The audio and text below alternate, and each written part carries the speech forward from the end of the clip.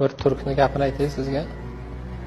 Sen orzungdagi oilangni qurib, orzungdagi uyingni olib, mazza qilib yashab, 5 vaqt namozingni o'qib, hajlarga borib kelib, jannat biletini qo'lingda olgandek, agar omonatingni topshirsang-u, lekin qiyomat bo'lib, Alloh taolo seni agar do'zaxga tashlasa, hech shikoyat qilmagin, haqqing yo'q degan gapi bor edi.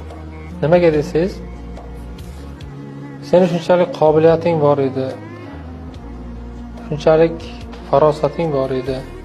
Boshqalar o'qimagan o'qishlarda o'qiding. Boshqalar ko'rmagan imkoniyatlarni ko'rding.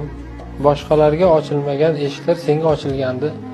Lekin sen faqatgina o'zingni o'ylading, xudbinlik qilding, egoistlik qilding. Faqat o'zinggagina yaxshi bo'lsin deb chekkaga chiqding. Vaholanki, sen yashab turgan paytda qanchadan qancha odamlar qiyinchilikda, nochorlikda yashadi.